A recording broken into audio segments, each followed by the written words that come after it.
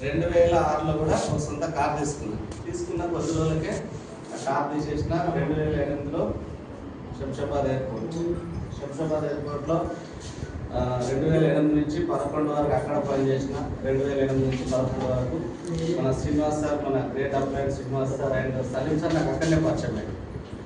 అక్కడ మేము ఏదైతే 2008 నుంచి 11 వరకు పనిచేసినాం, ఒక నెలకు ఒక 30,000-40,000 రూపాయలు సంపాదించేది, కానీ నిద్రపోకపోయేది. హైటెక్ సిటీ పోతే అక్కడనే పడుకునేది, ఇంటికి రాకపోయేది. అట్లా వర్క్ చేసినప్పుడు ఏం జీవితం మారలేదు. దోమల బత్తి కాళ్ళనే ముట్టించుకొని పడుకున్నాం, దోమలు కరుస్తుంటే. అట్లాంటి పరిస్థితి. అట్లా కష్టపడ్డాం, ఏం జీవితం మారలేదు. ఆ తర్వాత ఏదైతే 2018లో 2008 నుంచి 11 వరకు అక్కడ నడిపించినాం. ఆ తర్వాత బయటకు వెళ్ళిన తర్వాత కూడా సొంత కార్లు 1, 2, 3 కార్లు డ్రైవర్లను పెట్టిన. 3 కార్ల మీద డ్రైవర్లను పెట్టి ఓలా ఊబర్ మంచిగా ఉన్నప్పుడు వారానికి 50,000 రూపాయలు కూడా సంపాదించి, ఒక వారానికి 50,000 రూపాయలు కూడా వచ్చింది. అప్పుడు అంటే ఎంత? నెలకు 2 లక్షలు. నెలకు 2 లక్షలు 3 కార్లతో అట్లా కూడా సంపాదించి. కానీ కొద్ది రోజులకే అది కూడా అయిపోయింది. డ్రైవర్లు ఎవరు సరిగ్గా ఉండకపోయింది. సరే ఇది కూడా మనకి సూట్ అవుతుంది అని చెప్పేసి ఏం చేసిన, ఒక్కొక్క కారు అమ్మడం మొదలుపెట్టి అమ్ముకుంటూ ఏం చేసిన, 2 కార్లు అమ్మేసిన, ఒకటే కారు ఉంచుకున్నా.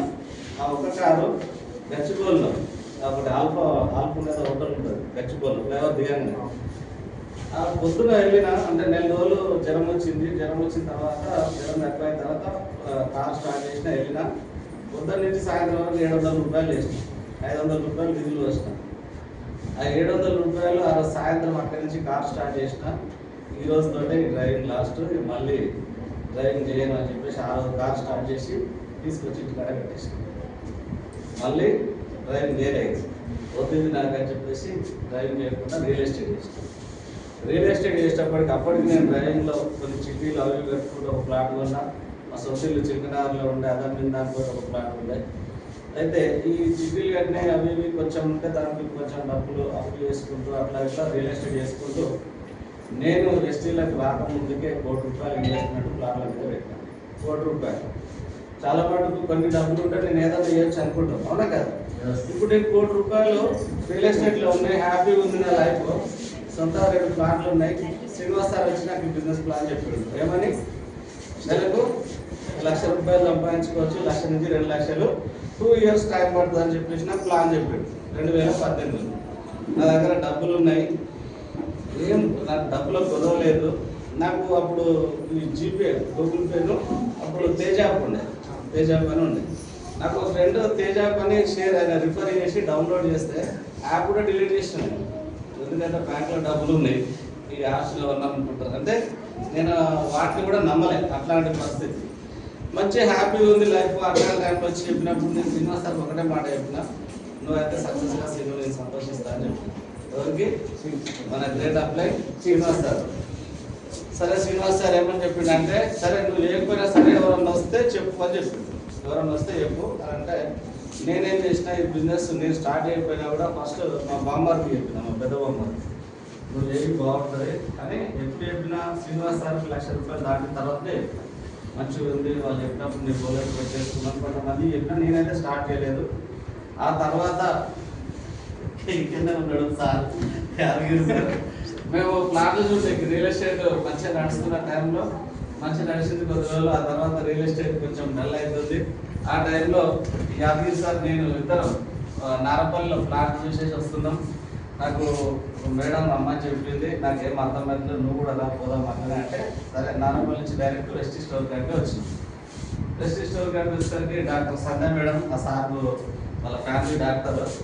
సరే ప్లాన్ అంతా చెప్పింది సార్. రెస్టీ రాగానే నేను చెప్పిన, శ్రీనివాస్ సార్, సలీం సార్ నా ఫ్రెండ్స్ నాతోనే క్యాబ్ నడిపించిన వాళ్ళప్పుడు సార్ అని ఏమనుకోలేదు, నా ఫ్రెండ్స్ ఇలా నా నెలకు ₹1,00,000 పైన తీసుకుంటారు, బాగుంటుందని చెప్పిన. ఆయన చెప్పగానే సరే అని చెప్పేసి స్టార్ట్ చేసిండు.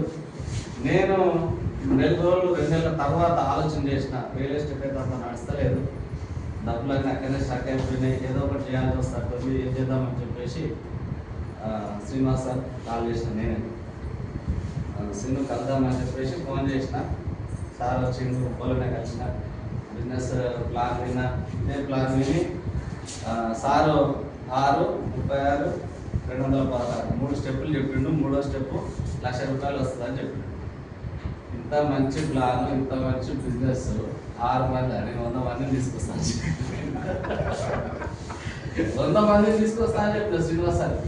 ఎందుకంటే నేను అది చెప్పినట్టే జెన్యున్ ఉంటేనే చెప్తాడు అనేది ఒక నమ్మకం ఉంటుంది. సరే చాలా మంది వస్తారు, చాలా అప్పటికి నా కాంటాక్ట్ లిస్ట్ చాలా ఎక్కువ ఉండేది. సరే నేను చెప్తే 100 మంది వస్తారని చెప్పేసి సరే నేను చేస్తా చూడని చెప్పి అన్న. అంతలో కరోనా వచ్చింది. ఆ కరోనాలో ఎవరు చెప్పినా కూడా వినలే. బతుకుంటే చూద్దామన్నారు. ఆ బతుకుంటే చూద్దామన్న టైంలో మా మేడం కరోనా వచ్చింది. మళ్ళీ ఎట్లుంటే ఇంట్లో ఎవరికైనా కరోనా వస్తే అసలు ఎవరైనా మందలిసినట్టు ఉండేనా? మా మేడంకు కరోనా వచ్చింది. అసలు మా ఇంటి సైడ్ ఇట్లా ముఖం కూడా చూస్తలేరు మొత్తమే. మేము ఏమనలేదు, ఎందుకు ఇట్లా అయ్యారని మేము అనుకుంటున్నాం. ఎవరు మాట్లాడతలేరు అసలు. అట్లాంటి పరిస్థితుల ఫేస్బుక్లో కొన్ని పోస్టులు పెట్టిన, నెలకు 50,000 లక్షల రూపాయలు సంపాదించవచ్చు, ఫ్రీ టైంలో పెట్టుబడి లేదని అట్లా పోస్టులు పెడితే అట్లా కొంతమంది లీడర్స్ వచ్చారు. చాలా మందికి నేను చెప్పుకుంటూ పోయినా, చాలా ప్రయత్నం చేసిన. దాంట్లో ఒక లీడర్ వచ్చేయడం ఫేస్బుక్ నుంచి ప్రైవేట్ స్కూల్లో టీచర్గా పనిచేసుకున్న వ్యక్తి మన గ్రేట్ లీడర్ ప్రభాకర్ సార్. ఇప్పుడు యూనివర్సిటీ లెవెల్లో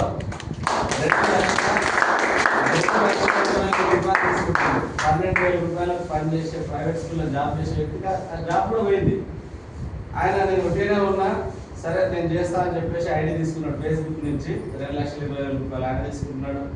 మహేష్ అని సంగారెడ్డి నుంచి అతను ఫేస్బుక్ వచ్చి ఆయనకు 40,000 రూపాయలు వస్తున్నాయి. నేను బిజినెస్లో స్టార్ట్ చేసినప్పుడు చాలా మంది వినలేదు. బిజినెస్లో మా సొంత బామ్మకు లేడు, సొంత తమ్ముడు లేడు, మా బావ లేడు, ఎవరు లేదు బిజినెస్లో. నాకు మాత్రం ఇప్పుడు నా హైయెస్ట్ ఇన్కమ్ 3,65,000.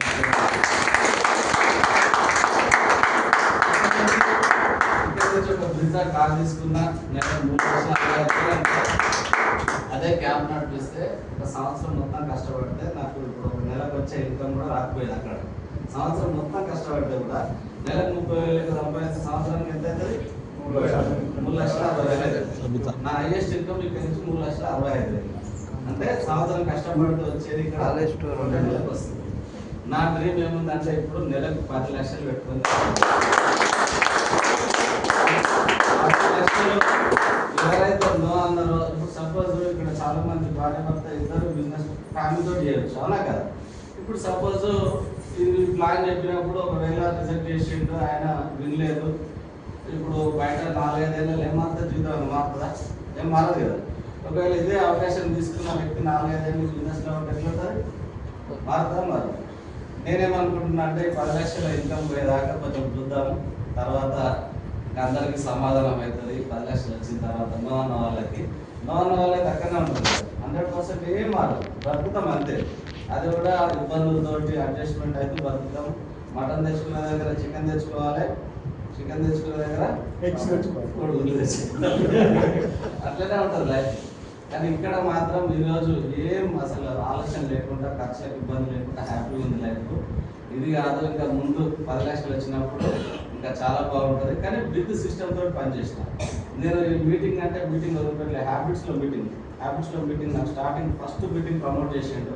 మెట్రో ఎక్కి అమీర్పేటలో దిగి మళ్ళీ అక్కడి నుంచి హ్యాబిట్స్ కదా మన లగ్గికప్, మళ్ళీ అమీర్పేట ఎక్కి అమీర్పేట నుంచి మళ్ళీ లగ్గికప్లో అక్కడ మీటింగ్ అటెండ్ అయినా. ఎక్కడ మీటింగ్ అంటే అక్కడికి నాకు గజ్వేల్లో ఎవ్వరు లేరు, నాకు కింద డౌన్ లైన్స్ లేరు, నాకు ఎవ్వరు వస్తలేరు. శ్రీనివాస్ సార్ గజ్వేల్కి వస్తావా అంటే గజ్వేల్కి వెళ్ళిపోయారు. ప్రతి మీటింగ్లో కూర్చొని నేర్చుకునేది నేను. ఎట్లా చెప్పాలి, ఏంటి అక్కడ జనాలు ఏం మాట్లాడుతున్నారు, సక్సెస్ అయిన వాళ్ళు ఏం చెప్తున్నారు, అవన్నీ తీసి నేర్చుకునేది. ప్రతి మీటింగ్లో నాకు డౌన్ లైన్స్ ఉన్నారా, అప్ లైన్స్ ఉన్నారా లేదా, నాకు మీటింగ్ అంటే వెళ్ళి కూర్చునే నేర్చుకున్నాను. చాలా మటుకు ఏం చేస్తారంటే నాకు కింద వరకు వస్తేనే మీటింగ్ పోదాం, లేకుంటే 4 వస్తేనే పోదాము అని అనుకుంటారు. కానీ ప్రతి మీటింగ్ మనం అటెండ్ అయినప్పుడే నేర్చుకుంటాం, అవునా కదా? కానీ ఇక్కడ 100% నిజాయితీల బిజినెస్. బయట 60 ఏళ్ళు కష్టపడ్డా అదే జీవితం ఉంటుంది. ఇప్పటివరకు మన తాతలు నాన్నలు మనందరూ కష్టపడుతున్నాం. ఎంతమంది దగ్గర తిరగడానికి కాలం ఉంది? ఇక్కడ ఎంతమంది దగ్గర ఉంది? 1-2-3 దగ్గర ఉన్నారు. 1-2 ఎక్కువ మంది చేయలేమంటారు. ఓకే, 1-2-3-4 దగ్గర ఉంది కారు. ఆ 4లో ఎంతమంది షోరూమ్ కార్ తెచ్చుకున్నారు? 1-2 షోరూమ్ కార్లు తెచ్చారు, 1-2 సెకండ్ హ్యాండ్ కార్లు తెచ్చారు. కాబట్టి మనం బయట ఏదైతే ఇన్ని తరాల నుంచి కష్టపడితే ఈరోజు సొంత కార్ లేదు, మనం అనుకున్నది అయితే, అవునా కదా? కానీ అదే ఇక్కడ నాతోటి కార్ నడిపించిన Srinivas sir, Salim sir bench కార్లలో తిరుగుతున్నారు. చిన్న సార్ ఇన్కమ్ నెలకు 18 లక్షలు, నెలకు 13 లక్షలు నెలకు. ఇప్పుడు ఇద్దరు ఫ్రెండ్స్ నాతోటే కాంట్రాక్ట్ చేసిన వ్యక్తులు నెలకు 13 లక్షలు 18 లక్షలు తీసుకుంటున్నప్పుడు నేను 10 లక్షలు డ్రీమ్ పెట్టుకోవచ్చా లేదా? 100% నేను కూడా బలంగా నమ్ముతున్నా 10 లక్షలు నాకు వస్తాయని. మీ అందరికి కూడా వస్తాయి, నాకే కాదు మీ అందరికి వస్తాయి. 3 నుంచి 5 ఏళ్ళు కమిట్మెంట్ తోటి విత్ సిస్టమ్ తోటి పనిచేసుకుంటూ పోతే 100% సక్సెస్ అవుతాం. మనం ఎప్పుడు నేర్చుకుంటూ విత్ సిస్టమ్ తోటి ఏదైతే పాటించాలో అది పాటించినప్పుడే సక్సెస్ అవుతాం. చాలా మంది ఏం చేస్తారంటే చిన్న ఛాలెంజ్ అంటే ఏదన్నా ఒక క్రిటికల్ సిచ్యువేషన్ వచ్చింది అన్నప్పుడు ఏం చేస్తాడు, ఈయన బిజినెస్ వదిలేస్తాడు. ఎందుకు ఆ సిచ్యువేషన్లో ఈయన మారేది ఉంటుంది అసలు. అంటే నువ్వు ఉండేది ఇట్లా కాదు, నిన్ను నువ్వు చేంజ్ చేసుకోవాలి అనుకున్న టైం ఏం చేస్తాడు, ఈయన మారడు. ఏం చేస్తాడు, బిజినెస్ వదిలేస్తాడు. నేను చాలా మందిని చూస్తాను. ఇప్పుడు 6 గంటలకు పొద్దున్న లేచి జూమ్ కనెక్ట్ కావాలంటే ఏం చేస్తాడు, రోజు పొద్దున్న 6 గంటలకు లేచుడు నాకు అలవాటు లేదని చెప్పేసి ఇబ్బంది అవుతుందని బిజినెస్ వదిలేస్తాడు. కానీ పొద్దున్న 6 గంటలకు జూమ్ కనెక్ట్ కావాలి, వారంలో ఒక రోజు మీటింగ్ రావాలి. మన కంపెనీ ఇప్పుడు ఆఫర్స్ కొన్ని అనౌన్స్ చేసింది, అది నేను రేపు చెప్తాను. నేను కూడా మొత్తం వినలే, కొంచెం మీటింగ్ ఉంది, మనకు యూట్యూబ్ లైవ్ ఆల్రెడీ మనకు అన్ని పీడిఎఫ్లు వస్తాయి. కంపెనీ ఇప్పుడు ఏదైతే రేపటి 21 years కంప్లీట్, రేపటి కూడా కాదు, కంపెనీ స్టార్ట్ అయితే జూన్ 2 కానీ జూన్ 1 కంప్లీట్ అయిపోతుంది. ఈ రోజుకే కంప్లీట్ అయిపోయింది. మన కంపెనీ స్టార్ట్ అయ్యి 21 years కంప్లీట్ అయ్యింది. ఎంతో మంది జీవితాలు మారినాయి.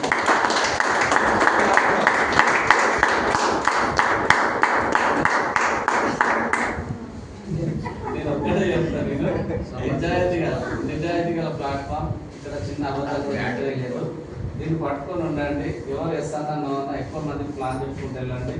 సింపుల్ చెప్పాలంటే ఇప్పుడు సపోజ్ మన ఇంట్లో ఆడపిల్లను వ్యక్తికి ఇవ్వాలనుకున్నప్పుడు మనము మంచి ప్లేయర్ చూపిస్తామా, లేకుంటే ఆయన క్వాలిటీస్ లేని ఆయన చూసి మార్చాలని చూస్తాము.